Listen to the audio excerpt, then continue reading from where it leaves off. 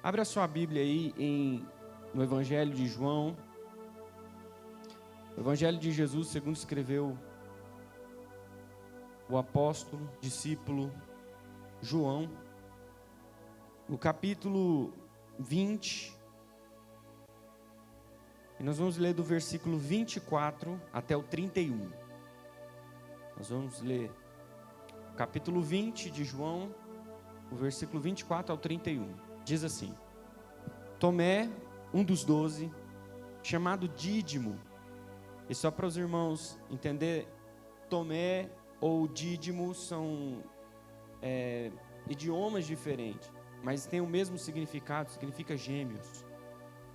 Não estava com eles quando Jesus veio. Então, os outros discípulos disseram a Tomé: Vimos o Senhor.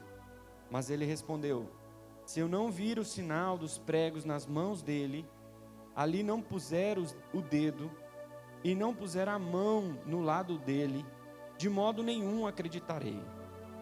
Passados 8 dias, os discípulos de Jesus estavam outra vez reunidos, e Tomé estava com eles. Estando as portas trancadas, Jesus veio, pôs-se no meio deles, e disse: Que a paz esteja com vocês. E logo disse a Tomé: Põe aqui o dedo e veja as minhas mãos. Estenda também a sua mão e ponha do meu lado. Não seja incrédulo, mas crente. Ao que Tomé lhe respondeu: Senhor meu e Deus meu. Jesus lhe disse: Você creu porque viu? Bem-aventurados são os que não viram, mas creram. Na verdade, Jesus fez diante dos seus discípulos muitos outros sinais que não estão escritos neste livro. Estes, porém, foram registrados para que vocês creiam que Jesus é o Cristo, o Filho de Deus, e para que, crendo, tenham vida em seu nome. Amém? Nós já oramos, os irmãos podem se assentar. Irmãos, nós lemos um texto falando sobre Tomé, que foi um dos 12 discípulos, um dos 12 apóstolos, né? Tomé, todo mundo fala hoje em dia, né? Um ditado popular que a gente precisa ver para crer. Tomé, o incrédulo, ou larga de ser Tomé. E assim, a gente às vezes comenta, né? Falando que Tomé foi uma pessoa que não acreditava em Jesus, que não acreditava, que não cria, uma pessoa sem fé, né? E hoje nós vamos ministrar sobre 3 tipos de pessoas, né? As pessoas que duvidam. E são pessoas com dúvidas. E hoje na igreja nós temos muitas pessoas com dúvidas, né? A pessoa com dúvida, ela é uma pessoa que ela quer aprender. Já pensou eu ministrando aqui, ministrando e falando, aí todo mundo concordando, igual aqueles cachorrinhos que põe em cima do caminhão, assim que você bate a mão nele, a cabeça dele faz assim. Às vezes eu estou pregando aqui e tal, e o diabo venceu e tal, e os irmãos, aleluia. Por quê? A gente precisa entender para glorificar, a gente precisa entender o meu processo, o processo que a gente está passando para poder entender tudo, a Bíblia. Não adianta um pastor vir aqui falar heresia para você e pregar, e você sai daqui para a porta e está tranquilo. Por quê? Porque você não tem dúvida. E quando uma pessoa não tem dúvida, você está na sala de aula e aí o professor fala assim: alguém tem alguma pergunta? Alguém tem alguma dúvida? E ninguém fala nada, ou seja, dá a entender que está tudo certo, que você já sabe tudo. Então às vezes a gente vai ministrar e a gente fica às vezes bravo porque chega alguém em você e fala: pastor, eu não concordo com isso que você falou não. Aí você falou: vai orar, rapaz. Endemoniado. Então o que acontece? A gente não está preparado para responder os porquês. A Bíblia diz que você não pode fazer sexo antes do casamento. Não, tudo certo. Não, mas por que eu não posso? Mas Jesus morreu lá na cruz do Calvário. Mas por que Jesus teve que morrer na cruz? Não, mas eu não posso tomar Santa Ceia se eu não for batizado. Mas por quê? Eu fiz uma pergunta para os jovens na sexta-feira. Nós estávamos em 15, 16 pessoas e eu perguntei: o que é batismo? Ninguém soube falar. O que é Santa Ceia? Ninguém soube falar. E quando a gente permanece em silêncio, a gente dá a entender que a gente sabe tudo. E eu estou falando com jovens, porém eu estou falando com adultos aqui, pessoas que são cristãs, mas não sabem o que é uma justificação, não sabem o que é uma Santa Ceia, não sabem o que é um batismo, não sabem que os elementos da Santa Ceia não são coisas santas. Esses dias eu estava falando com muita gente, às vezes a gente precisa perguntar por quê. A gente precisa ter dúvida, porque as pessoas que têm dúvida, essas são as pessoas que vão crescer, essas são as pessoas que estão interessadas. Essas são pessoas que não vai com a massa. A massa de manobra fala assim, vem um burburinho aqui e faz, vamos fazer isso, vamos fazer aquilo, aí todo mundo vai junto. Por quê? Porque Maria vai com as outras. Mas a gente precisa de pessoas que se levantam e que duvidam e que perguntam por quê. Porque somente com a dúvida e com a pergunta a gente evolui, a gente cresce, a gente desenvolve. Até aqui os irmãos estão entendendo, irmão? Tomé faltou em um culto. Tomé viveu com Cristo, mas no culto onde Jesus aparece para os 10 discípulos, Tomé não está. Por que eu digo 10?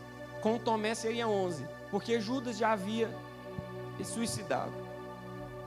Então, Jesus morre na sexta-feira, Jesus ressuscita no domingo. No domingo pela manhã vai 2 mulheres até o túmulo. Essas mulheres chegam, quando chega tem um anjo em cima do túmulo. E o anjo pergunta, por que vocês procuram entre os mortos aquele que está vivo? Jesus ressuscitou. Vai e fala aos discípulos que Jesus vai encontrar com eles. Elas saem correndo, fala para todos. Pedro e João vêm para testificar realmente que Jesus havia ressuscitado. Então eles se reúnem, mas nesse culto Tomé falta. No culto onde Jesus aparece e mostra para eles, ei, Jesus estava aqui. Aí os discípulos depois, de repente que viu Jesus, vai até Tomé e fala, Tomé, nós vimos Jesus, Tomé. Nós lemos no capítulo 24, no capítulo 20 de João, versículo 24 diz assim, Tomé, um dos 12, chamado Dídimo, não estava com eles quando Jesus veio. Então os discípulos disseram a Tomé, vimos Jesus. Aí Tomé vira e fala assim, eu não vou acreditar. Para mim era um fantasma, para mim era qualquer outra coisa, mas eu não acredito. Para mim acreditar, eu preciso ver o corpo dele. Eu preciso tocar no corpo de Cristo. Então, depois de 8 dias, Jesus aparece, as portas estão trancadas.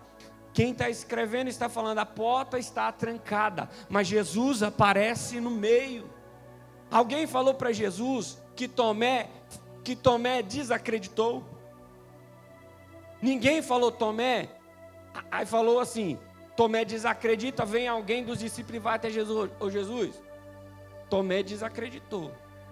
Tomé titubeou. Ninguém falou nada, sabe por quê? Porque Jesus estava vendo. Jesus poderia não estar se materializando para ele, mas Jesus viu. Ele duvidava, viu o coração de Tomé. Por que ele aparece no meio e ele vira para Tomé e fala, toca. Aqui, toca na ferida, por quê? Porque Jesus viu. E Jesus ama as pessoas que têm dúvida. Jesus ama as pessoas que perguntam por quê. Jesus ama os incrédulos. Jesus ama essas pessoas. E talvez a gente aqui não dê valor. Porque uma pessoa, ela se levanta contra, pergunta por quê, e pergunta uma coisa, e faz outra coisa, e a pessoa tem dúvida. Às vezes ela, E aí o que a gente faz? A gente critica essa pessoa. Você só tem que obedecer, você não tem que entender nada, você só obedece. A gente não é massa de manobra. A gente precisa entender para poder glorificar. Amém, irmãos? Então, quando vamos ler um texto que está em em Lucas. Lucas capítulo 1, versículo 18, 19 e 20. Lucas capítulo 1, 18 ao 20. Então, como lidar com pessoas com dúvidas? Como que a gente lida com pessoas com dúvidas? As pessoas que têm dúvidas são sinônimos de pessoas que estão pensando. E eu creio que muitas pessoas pensam dentro da igreja, não só estão aqui como robô, né? Pessoas que não têm, sabe uma pessoa irracional? Qual a diferença de racionalidade e uma pessoa irracional? Uma pessoa irracional, ela não pensa. É um animal, o animal não é um ser irracional, ele não pensa. O ser pensante, que é nós, os seres humanos, nós somos seres racionais, nós pensamos, e tudo que nós fazemos é intencional. Então, muito bem, uma pessoa irracional, o que ela ouve, ela faz, ela não questiona, ela não pergunta, ela não pensa. Aí ela vem no culto porque alguém falou que ela tem que vir para o culto. Por que você não pode ficar lá na sua casa, congregar lá na sua casa? Por que você não acessa a internet e assiste o culto lá da sua casa? Por que você tem que vir para cá? Se você não sabe, é porque você nunca perguntou. Mas hoje nós vamos aprender por que nós congregamos, por que nós temos comunhão. Então Lucas capítulo 1, versículo 18, 19 e 20 vai falar de um homem chamado Zacarias. Então, esse homem, ele tem uma esposa chamada Isabel. E aí, disse então Zacarias ao anjo. Vamos ver o contexto aqui, irmãos. Zacarias é um dos sacerdotes que estão dentro do templo. E lá, diz o contexto, diz a história, que havia mais de 5.000 sacerdotes trabalhando no templo. E eram divididos por escalas. E aqui caiu na escala de Zacarias. Zacarias ia para lá para oferecer as ofertas, para estar fazendo o que precisava ser feito. De repente um anjo aparece a Zacarias e fala: Zacarias, você vai ser pai da última voz profética. Você vai ser pai, ele ia ser pai de João Batista. E você vai ser pai da última voz profética, aquele que clama no deserto. O anjo entrega a mensagem, o anjo Gabriel entregou a mensagem para Zacarias. Aí disse Zacarias ao anjo: como saberei isto? Pois eu já sou velho e minha mulher avançada em idade. Então nós olhamos para esse versículo e vemos uma dúvida. A dúvida de um sacerdote, a dúvida de um teólogo, a dúvida de um pastor, a dúvida de alguém que conhece Jesus. Ele tem dúvida. Segue aí para o 19. E respondendo o anjo, disse-lhe: eu sou Gabriel, que assisto diante de Deus, e fui enviado a falar-te e dar-te essas boas novas, alegres novas notícias.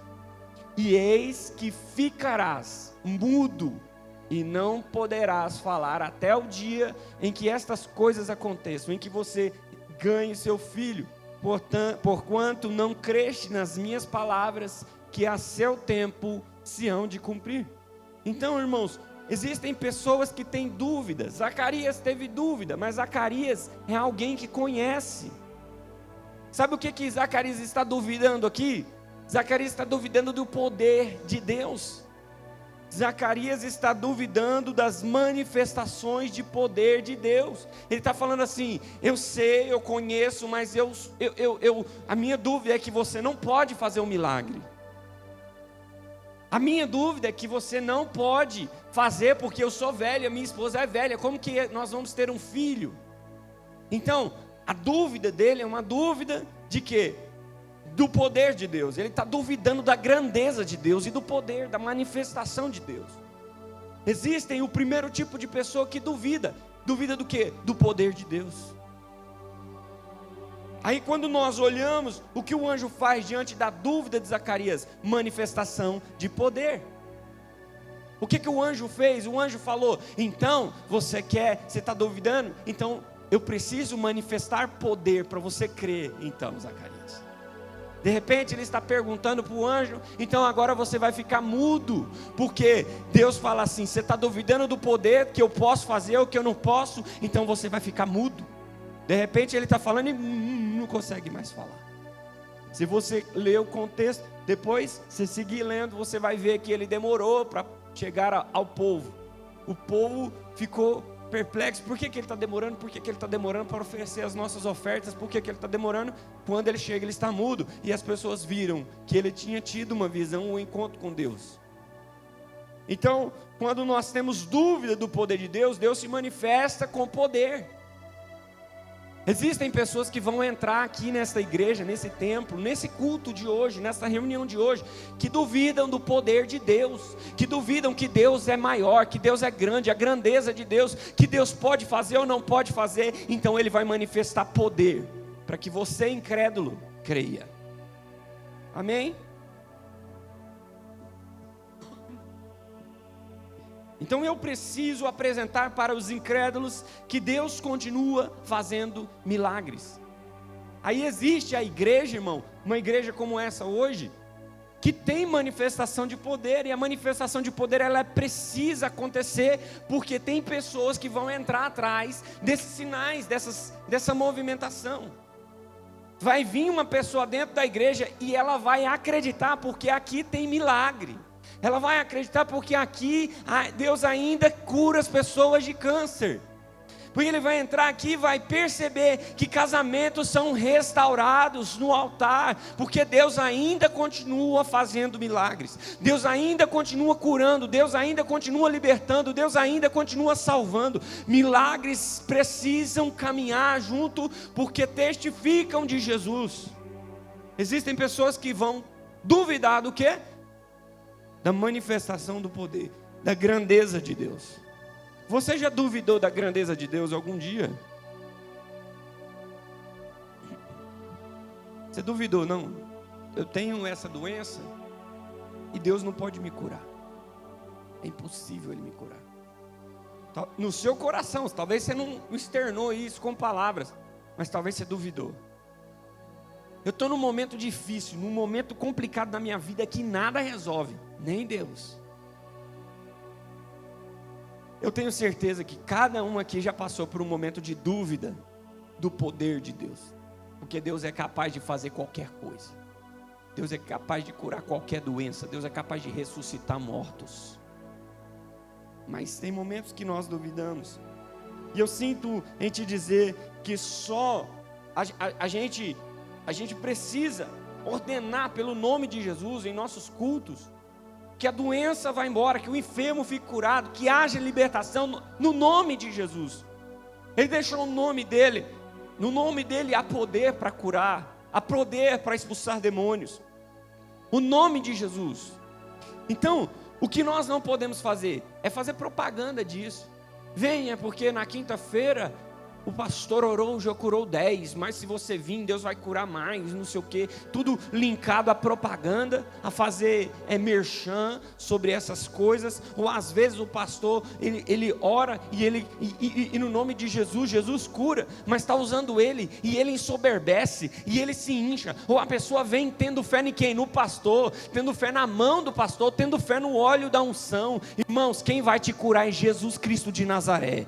A nossa fé precisa estar em Jesus, não em coisas, em pessoas, mas em Jesus. Eu tenho fé que eu posso ser curado se Jesus quiser, porque se Jesus também não quiser, não vai acontecer. Você entende? A gente precisa entender a grandeza de Jesus.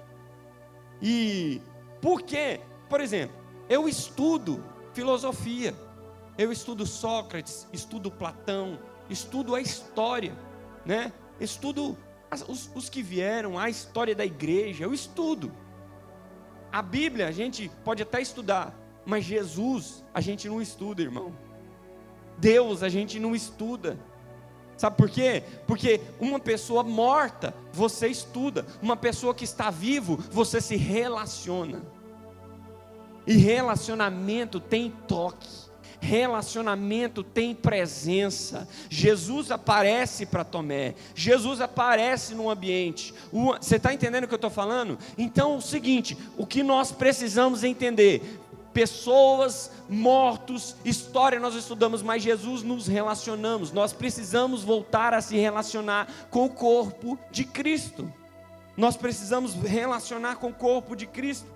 Eu queria falar de mais um personagem. Eu falei de Zacarias, que ele duvida do poder de Cristo, da manifestação, da grandeza de Cristo. Ele duvidou, mas tudo bem. O anjo manifesta poder para aquele que duvida. Agora tem um outro tipo de pessoa que duvida também. Abre aí para nós, em Lucas capítulo 1, versículo 34. Tem pessoas, irmãos, que estão vindo para a igreja, que não têm informação suficiente sobre Jesus. Entenda. E disse Maria ao mesmo anjo. O mesmo anjo que falou com Zacarias chegou para falar com Maria e falou: Maria, você é agraciada, Deus achou graça em você, em todas as mulheres, para colocar em você Jesus, o filho dele. Aí ela vira e fala para o anjo: como se fará isso, visto que não conheço homem algum? Entenda, a fala do anjo foi a mesma, e a dúvida de Zacarias e de Maria foi a mesma. Como eu posso, já que sou velho? Como eu posso se eu sou nova? Como eu posso se eu não tive relação? Como eu posso porque lá em casa já não funciona mais nada? Porque era isso que Zacarias estava falando. Lá em casa faz tempo que não existe nada, o anjo. Mas entenda bem, o que acontece aqui? Pode deixar para a gente ler do 35 também. Lucas 1, 35 até o 37, nós vamos ler. Então, irmãos, vocês entendam, pessoas que duvidam por falta de informação de Deus. Ela é uma jovem, ela é uma menina que ela não tem informação, ela não entende que todas as coisas cooperam para o bem daqueles que amam a Deus. E se Deus falou, Deus faz. Se Deus não é homem para mentir, você está entendendo? Então ela faltou informação, e a dúvida dela foi qual? Não, eu sou nova, como que isso vai acontecer? Então o anjo continua e fala, o anjo respondeu, o Espírito Santo, olha lá, e respondeu o anjo, descerá sobre ti o Espírito Santo, e a virtude do Altíssimo te cobrirá com a sombra. Por isso também o santo que de ti há de nascer, será chamado filho de Deus. Aí mais 36. E eis que também Isabel, tua prima, concebeu um filho em sua velhice, e é este o 6º mês, para aquela que era chamado estéril. Mais porque para Deus, nada é impossível. Aí você entende uma coisa, para um Deus manifesta poder, você vai ficar mudo. Para outro, informação. Para Deus não há nada impossível. Quem vai semear em você é o Espírito Santo de Deus, que vai plantar dentro de você, Maria. Você ainda é nova, você é neófita. Sabe o que é neófito? Neófito é uma pessoa nova, né? Ela é inexperiente, e existe uma verdade absoluta, irmão. A verdade absoluta é que Jesus é a verdade. Não existe uma verdade aleatória, não, existe uma verdade de Jesus.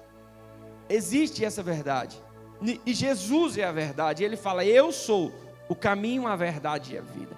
Eu sou a ressurreição, eu sou a vida, eu sou a verdade.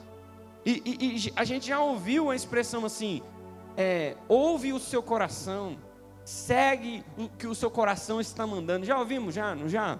Segue o que o seu coração manda, achando que o nosso coração é a verdade. Só para você entender, a pessoa fala, segue o seu coração, porque você é livre para escolher. O livre-arbítrio, não tem o livre-arbítrio? Você é livre para escolher, você está liberto. Por quê? Porque você pode fazer as suas escolhas. Mas se a gente for avaliar essa questão, eu sempre vou ser escravo da minha escolha. Porque, por exemplo, eu posso querer ficar com a barriga trincada, eu quero ficar fortão, mas o meu coração quer o pudim, meu coração quer o açaí. Então, se eu escolho fazer exercício e ficar forte, é uma verdade, mas meu coração está falando outra, meu coração está falando, desejando outra coisa. E o que é verdade? Porque hoje talvez você tem um desejo no seu coração de pecar, porque o seu coração vai te induzir ao erro, porque você tem uma natureza carnal, e a natureza carnal, ela faz o quê? Ela te induz e te leva a caminhos tortuosos. Então, irmãos, de qualquer maneira que você escolhe o dever, porque se você escolhe o dever, você meio que está sendo escravo. Você fala assim, não, eu não tenho outra escolha, eu só tenho essa escolha. Mas na verdade você tem outra escolha, que é o seu coração que está falando. Então, não importa se você escolhe A ou B, você é escravo das suas escolhas. Você está sendo escravo, você não está liberto, você precisa escolher um. Uma vez um pastor falou assim: não existe livre-arbítrio, porque só existe o caminho do bem e o do mal. Se eu não escolher Jesus ou seguir os mandamentos dele, eu sou obrigado a seguir, porque o outro é mal, o outro vai me levar para o inferno. Então eu não tenho escolha, eu só tenho a escolha, ou seja, eu sou escravo aqui dessa escolha. Mas na verdade que eu quero que você entenda, irmão, que quando nós deixamos Jesus escolher por nós, nós estamos colocando a nossa fé nele. E quando eu falo, Jesus, escolhe por mim, ele vai escolher o caminho que não te leva à escravidão. Jesus vai falar, esse é o caminho. Qual que é o caminho? Eu sou o caminho.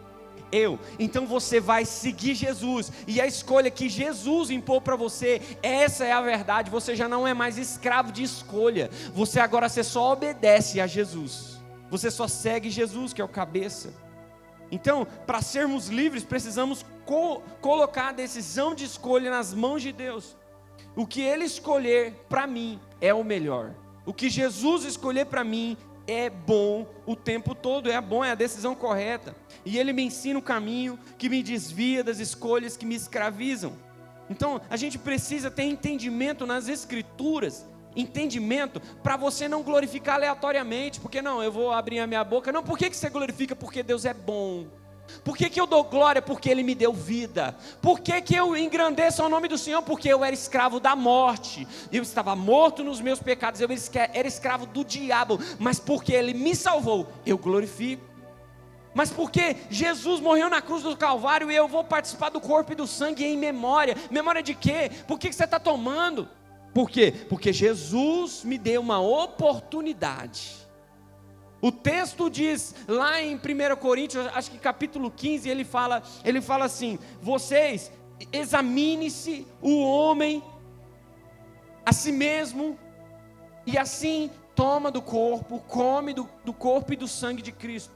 A Bíblia está falando o seguinte: examine-se o homem. Aí o homem examina, na hora que está passando aqui a ceia, o homem está examinando ele. Nossa, errei pra caramba, eu pequei hoje, pequei ontem, eu não vou tomar a ceia.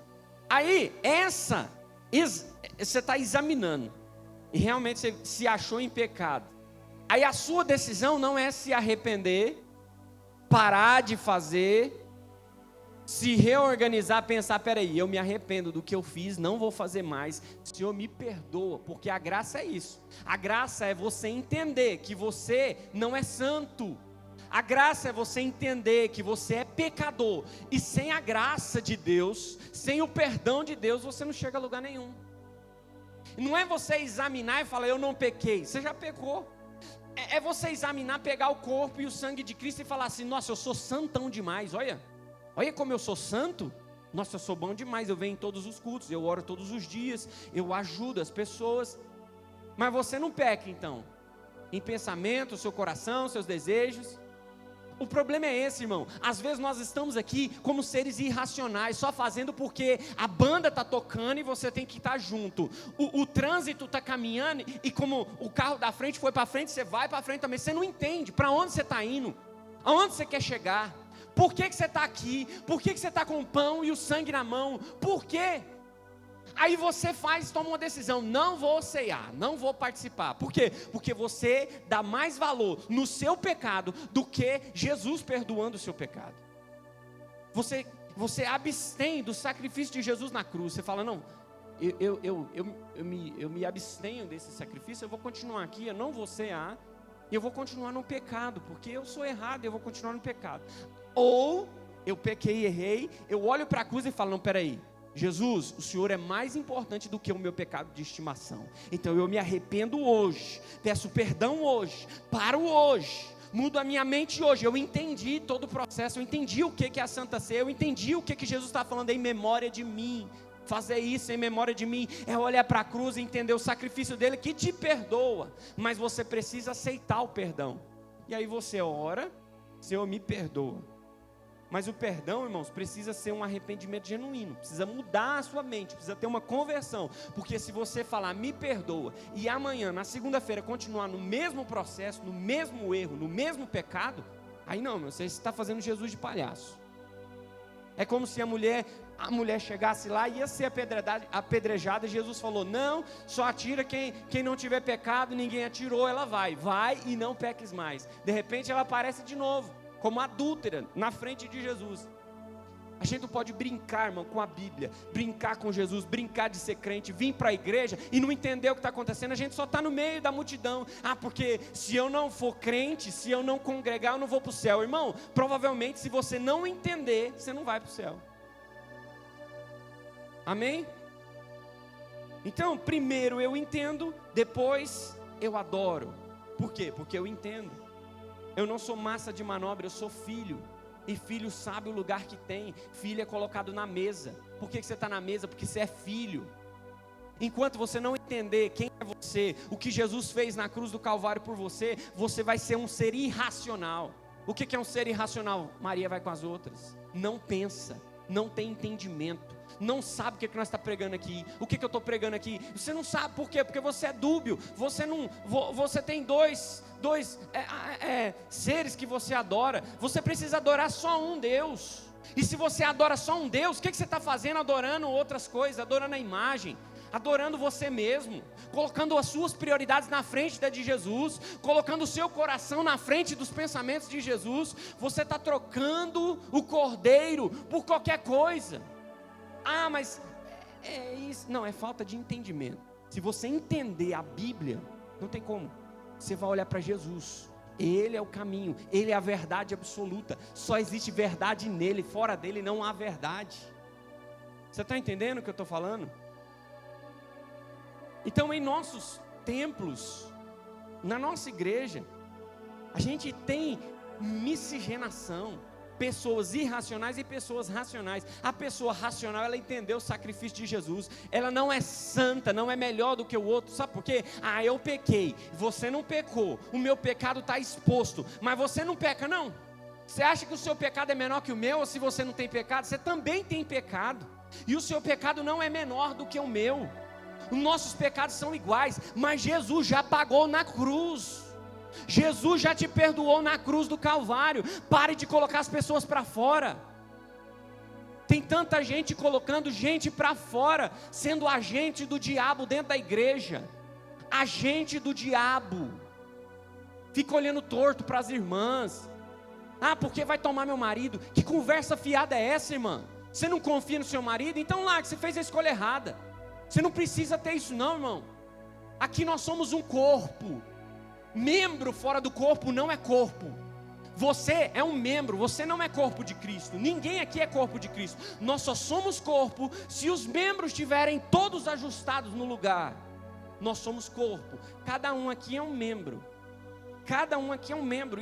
E o membro é a multiforme graça de Jesus. A multiforme graça de Jesus faz com que o meu dedinho não seja menos importante do que o meu pé. O meu pé não seja menos importante do que os meus olhos. Os meus olhos não sejam menos importantes do que o meu fígado. Eu quero que você entenda, irmão, que cada um tem a sua função dentro do reino de Deus. Tem gente aqui que só fala de demônio. A gente precisa de você dentro do corpo. Tem gente aqui que só fala de manifestação de poder, de cura, de milagre. Você precisa estar nesse corpo. Sabe o que aconteceu? A igreja no Brasil teve um divórcio. O divórcio da palavra com o Espírito Santo, com o Espírito. Sabe por quê? Tem igreja que é por afinidade. A igreja tem uma placa. E a igreja da placa está falando assim: aqui nós só olhamos a palavra. Manifestação de poder aqui não pode ter. Manifestação, reteté, pirueta, lenço ungido. Não. Aqui é o seguinte, é pura afinidade, é só a palavra. Há um divórcio do Espírito e da palavra. Aí por isso que tem igrejas reformadoras, igrejas, não vou falar nome das igrejas, tá, irmãos? Para não comprometer. Mas assim, existem igrejas que só vai para o lado da palavra. Não pode bater palma, não pode glorificar, não pode falar línguas estranhas. Os dons não podem agir, porque eles acham que somente a palavra entrando, somente a informação entrando dentro dos ouvidos vai ser suficiente. Mas como nós vimos, Jesus alinhava palavra, ensino, também alinhava manifestação de poder, porque as duas coisas testemunham do poder e da grandeza de Jesus na terra. Então vai entrar pessoas com dúvidas aqui, querendo ver uma manifestação de poder, e a manifestação tem que acontecer. Então houve um divórcio, e tem igreja também no Brasil que não preza a palavra. Teologia para quê? Letra mata, o Espírito vivifica. Tudo falta de entendimento. Falta de entendimento. Letra, irmão, letra não é a Bíblia, letra é a lei. A lei mata, porque ninguém consegue cumprir toda a lei, os 613 mandamentos. Lei, letra. Mas a palavra é a palavra que foi revelada por Jesus Cristo. O Espírito Santo revelou a Bíblia para nós. Aí vem alguém aqui, pastor, eu vou ter que ministrar a palavra domingo que vem, então eu vou orar ao Senhor para que o Senhor me revele uma palavra. Não, irmão, a palavra já foi revelada. Sabe o que Deus vai fazer? Você tomando essa atitude de orar e falar, Senhor, Deus vai iluminar. É diferente. Revelar, já foi revelado. Não tem nenhuma nova revelação, tá? A Bíblia está aqui, ela é a resposta para todas as perguntas. Pergunta porque está com dúvida, a Bíblia responde. Ela é inerrante, não precisamos colocar nenhuma vírgula e nem tirar nenhuma vírgula. A palavra já foi revelada. O que nós precisamos é trazer entendimento, luz para o texto, entender o texto. Jesus, irmãos, o Antigo Testamento, a gente não pode falar Velho Testamento, porque velho tem uma conotação de coisa estragada. O Antigo traz o valor, o Antigo tem valor, e o Novo Testamento é luz para o Velho Testamento, porque o Novo Testamento é a igreja, e a igreja olha para o Velho Testamento e se identifica. Por quê? Porque o altar reflete a Jesus, o tabernáculo é a expiação de Jesus, o sacrifício é o cordeiro que foi Jesus. Tudo no Antigo Testamento, a arca de Noé é os últimos dias. É o que a segunda vinda do Senhor será como a vinda o dilúvio que houve.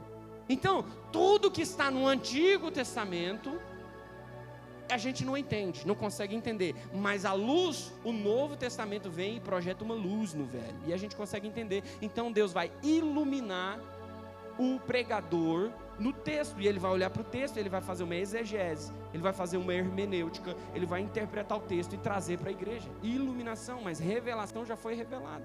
Não tem nada que revelar mais na Bíblia.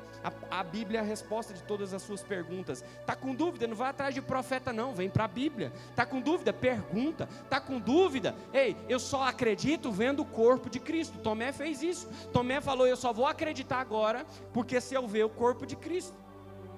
Então, irmãos, quando a gente observa, a gente estamos vivendo em um tempo de pessoas irracionais. Igreja que fala assim, não, eu gosto de palavra, então eu não vou para a igreja da Assembleia, eu vou para a presbiteriana. É afinidade, achando que é só a palavra que vai transformar ele. O outro fala assim, não, a letra mata, eu vou só onde tem milagre, só onde tem cura, onde tem tal. Aí ele vai, não, e eu vou agora só para a igreja que expulsa demônio. Não, é afinidade. Irmãos, eu quero que você entenda que, já pensou uma igreja só de orelha? Um corpo, porque nós somos o corpo de Cristo, a igreja é o corpo de Cristo. E já imaginou um corpo só de orelha? Um corpo só de boca? Um corpo só de pé? O que o pé representa no corpo? Caminhar, ir. Qual é o ministério da igreja que caminha, que vai? Missionário. A missão é o pé. A igreja precisa ter o pé, tá? A nossa igreja, estou falando a nossa, precisa ter o pé daqueles que vão, precisa ter a mão daqueles que semeiam, que ajudam. Nós temos um ministério aqui de evangelismo. Tem o evangelismo, a boca é o evangelismo, é a pregação do evangelho. Então, irmãos, entenda que todos os órgãos, todos os membros do corpo, ele precisa, na sua multiforme graça, você é necessário nesse tempo. Eu estava falando com o menino falou assim, que eu estava fazendo uma pergunta para os adolescentes e para os jovens, né, o que você gosta de fazer e tal, qual a matéria que você gosta e tal, e o menino falou, não, eu não gosto de português, não gosto de matemática, eu não gosto de falar, eu tenho vergonha, eu sou tímido, ele falou assim, mas a matéria, né, ele falou, você não vai falar educação física? Eu falei, você gosta? Ele, eu amo. Aí eu perguntei qual é o hobby de cada um. Aí um falou, eu gosto de assistir televisão, eu gosto de entrar na internet, eu gosto disso, gosto daquilo. Aí o menino falou assim, eu gosto de jogar bola. Eu falei, tá aí. Entenda uma coisa, irmão, Ele gosta de educação física e jogar bola. E Jesus precisa de alguém lá dentro do vestiário. Jesus precisa de alguém lá dentro do vestiário para ser testemunho que Deus, Ele é o corpo de Cristo lá. Aonde tem pessoas lá que precisam ver o corpo de Cristo, precisa tocar o corpo de Cristo, pessoas que estão com dúvidas, e quem vai ser o corpo de Cristo lá? Igreja não é só pastor, igreja não é só ministro, igreja não é só quem ensina, a igreja não é só mestre, tem evangelista, tem profeta, a igreja tem diácono, a igreja tem evangelismo, a igreja tem missão, a igreja tem aquele que não faz nada, mas ele, Deus abençoou ele tanto, que ele semeia dinheiro na obra, para que Deus possa ser glorificado. Todo mundo tem uma função. Por exemplo, o Mateus toca o teclado, ele não fala, ele não prega, ele não fica lá atrás, ele não fica aqui, mas ele está sendo útil na multiforme graça. Ele é um membro do corpo. Que membro é ele? Pode ser os dedos, ele é o dedo. Já pensou um corpo sem dedo? Não consegue pegar nada, não consegue apalpar, não consegue abençoar, mas a gente precisa. Agora, existem igrejas que não, eles querem ser igrejas de orelha, a igreja que só faz missão. Não, eles querem ser uma igreja que só faz evangelismo. Eles querem ser uma igreja que só ministra cura, só manifestação de poder. Só tem cura e reteté. Não tem palavra, não tem palavra. É só assim, ó, faz uma fila, um salmo, um Eno 12, uma cabana, faz os irmãos tudo assim. Irmãos, isso é necessário sim, mas não podemos ser uma igreja só de um membro só. A igreja precisa de manifestação de poder, de você que revela, da profeta. A gente precisa da missionária, a gente precisa do evangelismo, a gente precisa do músico, a gente precisa de quem canta. O corpo é um completo de membros diferentes. Amém, irmãos? Vocês estão entendendo? Está sendo escuro aí. Vou falar então agora de Tomé. Eu falei de Zacarias, que só acredita se ele vê a manifestação do poder, e Jesus e o anjo vai e manifesta, você vai ficar mudo. É uma manifestação de poder. Maria, ela duvida, porque ela é nova, ela não conhece homem nenhum. Aí vem o quê? Vem a palavra, vem a informação, aí vem o contexto, aí vem a igreja pregando e trazendo entendimento, amém? Manifestação de poder, entendimento. Mas e Tomé? Tomé, irmãos, vamos falar um pouco de Tomé. Tomé não é alguém que tem dúvida de Jesus por manifestação de poder. Ele ficou com Jesus durante 3 anos e meio. 3 anos e meio. Durante esses 3 anos e meio, ele viu Jesus ressuscitar morto, tocar no caixão, chamar Lázaro para fora. Ele viu Jesus andar sobre as águas. Ele viu 5 pães virar 5.000 pães ou mais. Ele viu tanto milagre, irmão, que manifestação de poder para Tomé não é dúvida. Ele sabe que Jesus pode fazer. Ele sabe da grandeza de Jesus. Mas então qual que é a dúvida de Tomé? A dúvida de Tomé também não é igual a de Maria. Falta de informação, porque eu fui fazer mais ou menos aqui por alto, uma conta. Tomé, então, ele duvidou por falta de informação sobre Jesus? Não. Por quê? Tomé fez o seminário de teologia mais top que já existiu. Porque hoje um seminário de teologia, uma faculdade de teologia, mais ou menos uma faculdade boa, vai ser 2.400 horas aula. 2.400 aula. Entende o que é isso? Muito bem. Então, ele viveu 3 anos e meio, ele esteve com Jesus, 24 horas por dia com Jesus, sendo discipulado, obtendo conhecimento, presenciando manifestação de poder, sentindo a presença literalmente de Jesus. E eu fiz uma conta, 3 anos e meio dá 42 meses, que dá 1.260 dias, que dá 30.240 horas. Para alguém se formar e graduar numa faculdade de teologia, seria 2.400 horas. Então, Tomé teria feito mais ou menos 12 faculdades de teologia. 12 faculdades de teologia, comparado com a carga horária de hoje. Você consegue compreender o que é isso? É algo que Tomé não tem dúvida do conhecimento, não tem dúvida dos ensinamentos de Jesus. Jesus conviveu com ele 30.240 horas, junto com ele, comendo com ele, dormindo com ele, falando, ensinando todos os ensinamentos de Jesus. Ele ouviu, ele presenciou. Então você acha que ele tem dúvida?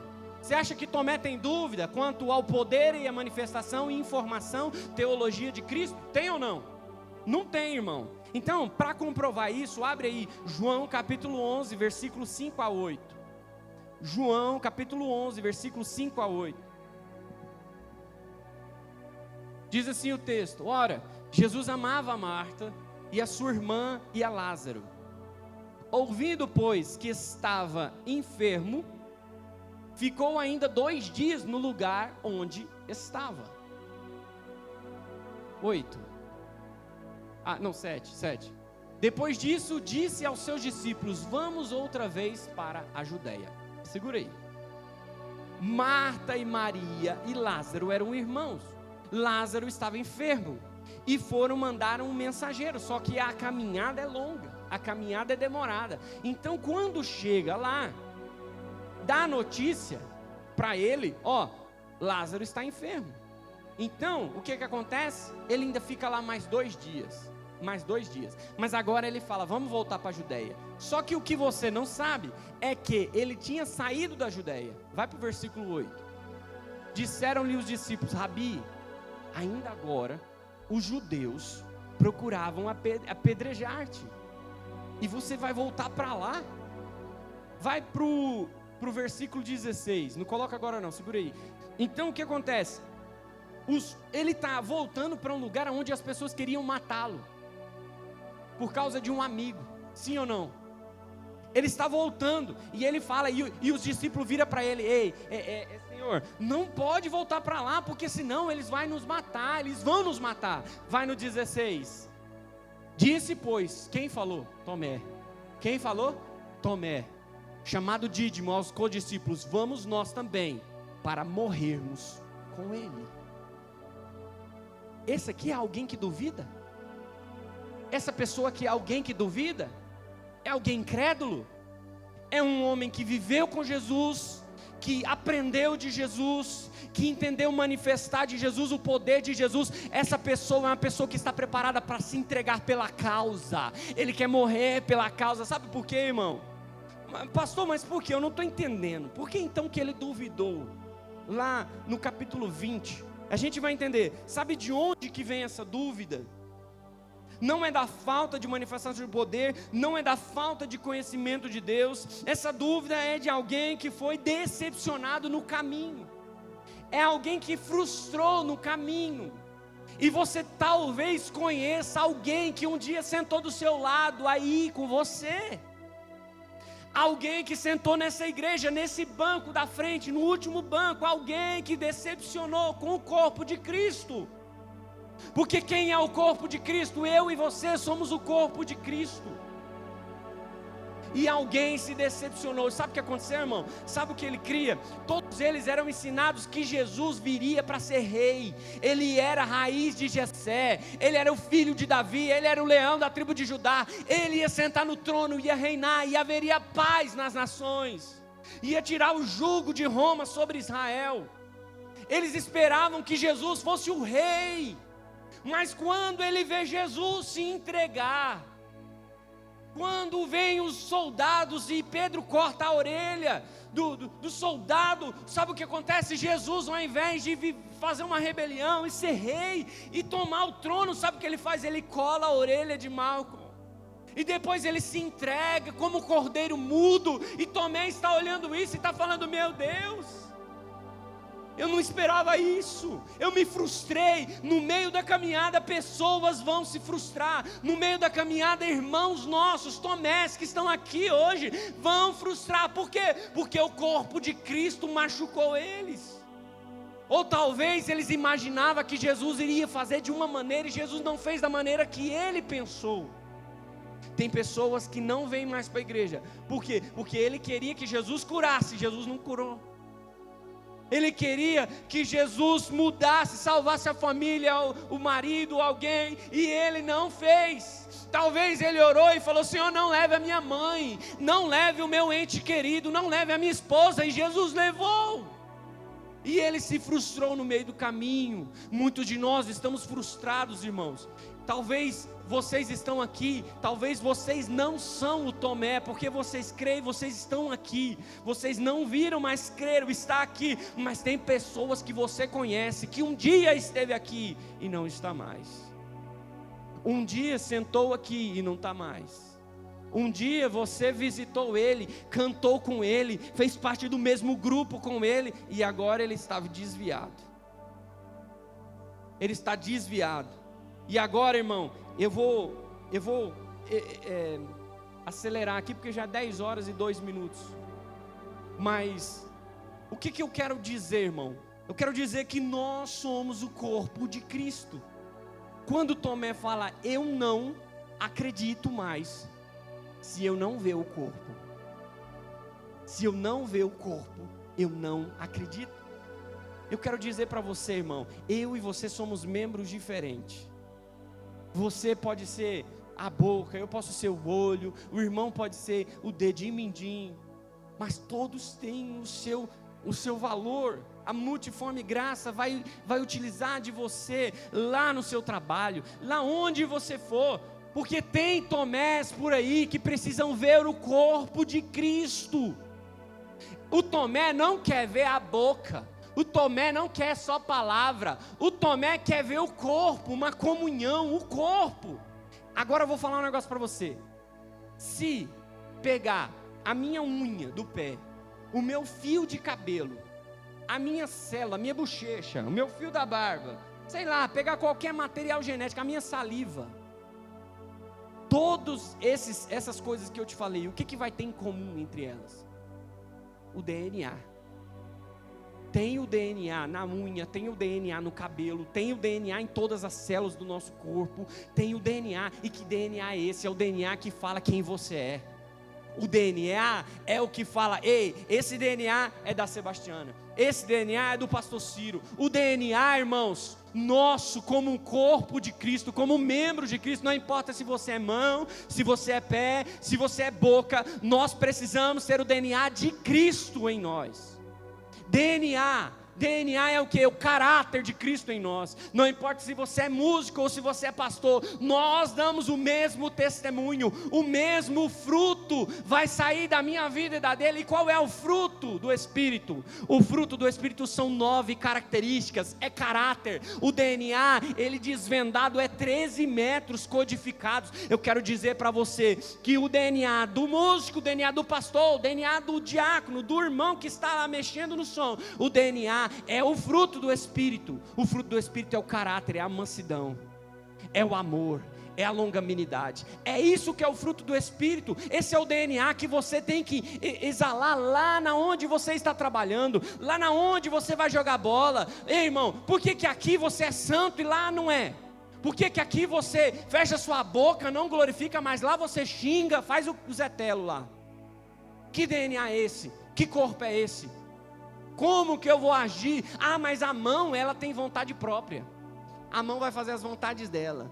A mão quer sei lá o que. Irmão, todo o corpo faz o que a cabeça manda.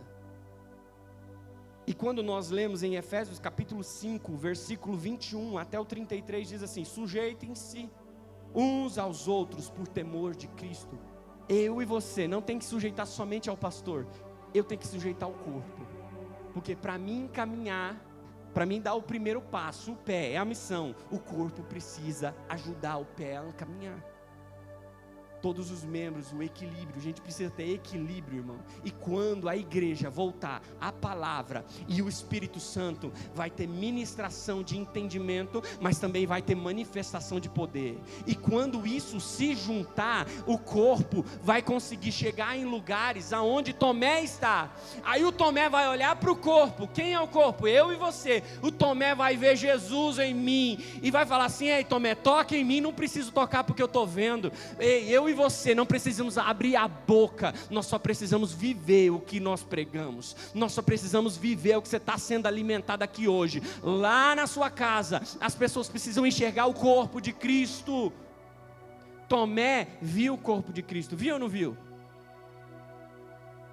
Existem Tomés que você vai encontrar por aí, que eles precisam ver o corpo de Cristo. Existem muitos Tomés, irmãos, que um dia foi diácono, hoje é mendigo. Um dia foi líder da igreja, hoje é desviado. Por quê? Porque frustraram na igreja. Você sabe o que tem no corpo que não tem o DNA? Presta atenção aqui, ó, estou terminando. Sabe o que tem no corpo? Às vezes, né? Não é sempre. Que não tem o DNA, sabe o que é? Câncer. O câncer, ele cresce no meio do corpo e ele não tem o DNA. E eu quero dizer uma coisa para você: se existir um câncer, ele mata o corpo. Se tiver câncer, ele mata o corpo, ele destrói as células, ele destrói os membros. E aí, irmãos, às vezes um membro amputado não tem como enxertar de novo.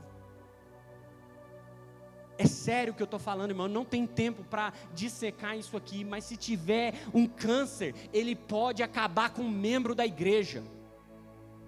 E o câncer, ele vai alastrando, ele não sai, enquanto não tiver uma incisão cirúrgica para tirar o câncer e cuidar do corpo. O câncer tem que ser, porque senão membros vão ser amputados. Membros vão ser amputados, mas Jesus está falando: ei, eu preciso que você tenha aqui, ó, entendimento pela palavra e manifestação de poder. Busca o Espírito Santo, busca o conhecimento, e quando tiver a junção, não ponha para fora a pessoa que não pensa igual você, a pessoa que está do seu lado, que só fala de demônio, a outra que só quer entregar revelação, a outra que só fala de evangelismo. Não, nós temos que levar a cesta básica, e a cesta básica, tudo que ela fala é cesta básica. Irmãos, é importante ter todos os membros para que o corpo seja sadio. O corpo tem que conversar em unidade. Eu entendo que a minha boca tem que transmitir, a minha mente tem que transmitir o que o meu corpo fala. Não adianta eu falar, eu vou para a esquerda e o meu corpo vai para a direita. Já viu isso? Ah, irmão, estou indo para a esquerda, para a direita, sei lá, agora eu inverti tudo. Mas entenda, irmão, não adianta você só ter entendimento e não ter ação. O corpo precisa refletir o quê? O DNA de Cristo. Existe uma coisa, para você ser corpo, você precisa ter o DNA e você precisa ter o sangue. O sangue que corre na sua veia. Você está entendendo o que eu estou falando? O sangue te alimenta, Jesus está te alimentando. Jesus está te alimentando quando você tem entendimento. Mas quando você não é corpo, imagina, irmão, eu sem essa perna aqui, eu não tenho essa perna. Aí o que eu vou fazer? Para mim me movimentar, sabe o que eu vou fazer? Eu vou lá e vou falar: doutor, coloca uma prótese. Aí o doutor vai lá e coloca uma prótese na minha perna. Se cair alguma coisa quente, ou se alguém pisar, um carro passar em cima, vai doer? Não dói, mas não tem vida. Parece perna, mas não é perna. Parece pé, mas não é pé. Existem igrejas que estão desse jeito. Só tem uns membros aqui, ó, dessa parte aqui para cima. Aqui a parte de baixo aqui é só muleta. Mas eu quero te falar, o Senhor precisa de você, mas você vivo não precisa de você morto. O Senhor não quer prótese, o Senhor quer você com vida. Você precisa ter o DNA de membro, você precisa ter o sangue de membro, porque o sangue tem que correr nas suas veias, tem que pulsar a presença de Jesus nas suas veias. Não adianta, irmão, você vir aqui, nossa, eu vim para a igreja, irmão, mas você está morto aqui dentro, você não tem entendimento, ou você duvida do poder de Deus, ou você olha para o corpo de Cristo e não vê Jesus. Ou você está faltando entendimento, ou está faltando manifestação de poder, ou você está olhando para mim, que sou o corpo de Cristo, e não está vendo Cristo. E você vai se frustrar. Então a responsabilidade de quem está na frente é refletir. Entenda, irmão. Quem é a luz do mundo? Quem é a luz do mundo? Quem é o sol da justiça? Você sabe que o sol ele tem luz própria, a lua não tem. Então a lua reflete a luz do sol. Eu e você, nós não temos luz própria. Mas por que Jesus falou: vós sois a luz do mundo? Porque eu e você precisamos refletir. o sol da justiça. É um reflexo. É um reflexo. Você entende? Então eu e você, eu quero que você saia daqui entendendo uma coisa. Eu e você somos corpo de Cristo. Sozinho eu não sou corpo. Por isso eu venho congregar. As pessoas que não vieram aqui estão em casa. Falta entendimento. Ou falta... Ele está duvidando por falta de poder, de manifestação. Não creio não fui curado. Eu não creio. Entende uma coisa, irmão? Está faltando alguma coisa. Mas você está aqui. Você é corpo. E você precisa entender que você não pode ser um câncer para pôr ninguém para fora. E você precisa entender que você não é prótese, que não tem vida, não tem DNA, não tem fruto do Espírito dentro de você. Então você precisa entender, você é corpo. E quando você caminhar lá no açougue, lá no mercado, lá no seu trabalho, as pessoas precisam olhar para você e falar, você falar assim: paz esteja com você. Foi o que Jesus fez quando ele chegou no meio dos discípulos. Ele falou: paz esteja com vocês. E você, Tomé, toca aqui, me dê um abraço, Tomé. É isso que eu e você precisamos fazer. Eu e você, nós somos o corpo de Cristo que os Tomés querem ver novamente. Amém? Amém.